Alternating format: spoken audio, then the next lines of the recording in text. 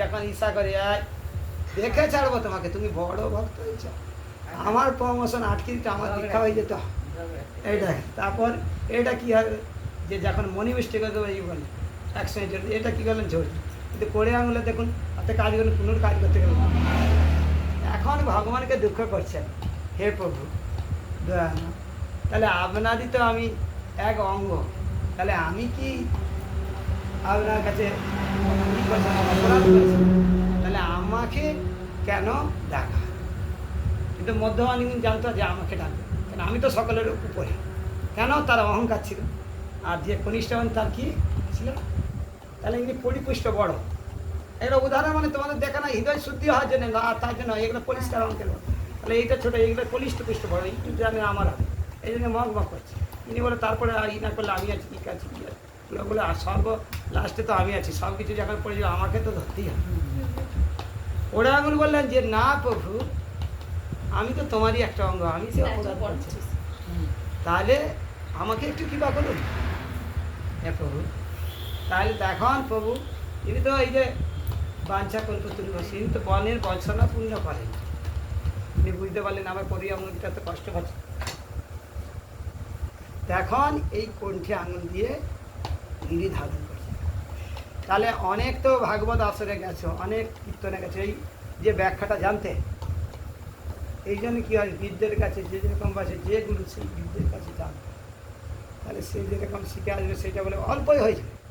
আমাদের একটাই লক্ষ্য, কী বললাম, শ্যাম্পু যদি এই সরল যাই, তাহলে আমরা যদি এক গুরুকে দিকে এক গুরুর প্রচার যদি ভালোভাবে করি, শরীরের রেস্ট পেলাম, তাহলে আমরা চলে যাবো একদম পায়েস করে একদম ধরো ভাগবত। তাহলে আমি যখনই এটা সেটা করবো, আমার ডিসকাশন তার গানটা খুব সুন্দর, সে মাতাজি নাচে খুব সুন্দর, সে খুব রন্ধন ভাবে, তাদের ধরো বিগ্রহ কত সুন্দর, মনে হয়নি তাদের ধাম পরিপূর্ণ, একদিন গেলেই আসতেছে। তাহলে তুমি কি ভাবলে, নাম অপরাধে পড়ে গেলে কেন, এই যে অষ্টকম, তাহলে এইটা দিয়া থাকতেন, ধাম অপরাধে পড়ে গেলে, তাহলে তোমার ভক্তি কী করে থাকবে? আর যদি একটা সঙ্গে থাকবে তাহলে কী হবে, সে বলতে পারবে না মাতাজি, না প্রভুজি, আপনার এইটা হচ্ছে প্রভু, আপনি একটু ইয়ে হয়, হ্যাঁ রে সত্যিই তো আমি এইটা তো অপরাধ করে এলাম, আর তাহলে অপরাধ করা যাবে না, বুঝা গেল।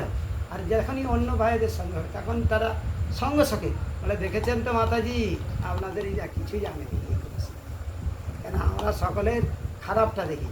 এই জন্য আমি সকলকে বলি, যারই সঙ্গে কথা বলো তার ভালোটা নিবে, তাহলে তোমার জীবন ভালো। তাহলে ভালোটা নিয়ে যদি নাও, সে ভালো করলো, তাহলে তোমার হৃদয়টা, হৃদয়ে কে আছে, গোবিন্দ আছে তো, তাহলে গোবিন্দ আনন্দ থাকবে। আর তার যদি খারাপটা নাও, তোমার হৃদয়ে কে আছে, গোবিন্দ আছে, তাহলে গোবিন্দকে তুমি খারাপটা দিচ্ছে। এটা শুনতে ভালো লাগছে না ভাগবত বলবো? না না, একেই ভালো লাগছে, এগুলোই ভালো লাগে। তাহলে গোবিন্দ তাহলে সন্তুষ্ট হচ্ছে। এই জন্য আমাদের এই জায়গা থেকে আমাদের সরে আসতে আসতে আমরা এত কষ্ট করছি, 16 মালা জপ করছি, ভোরবেলা স্নান করছি, তারপর মঙ্গল আরতি করছি, দর্শন আরতি করছি, তারপর গুরু পূজা ব্যাস পূজা করছি, তারপর 5 টাইম ভোগ লাগাচ্ছি, ভাগবতম পড়ছি, সকালে ভাগবতম, মধ্যমস্থলে তোমার চৈতন্য অমৃত, দুপুরে আবার রাত্রিবেলা শ্রীমদ্ ভাগবত গীতা যথাযথ পড়ছি, তবু কেন আমাদের এত কষ্ট? ভগবান তো বললেন না, এক নামেই তোমার সব খণ্ডন হয়েছে। হ্যাঁ হরে কৃষ্ণ বলছি, এখানে শেষ করছি। এবার আমাদের এইটাই লক্ষ্য রাখতে হবে।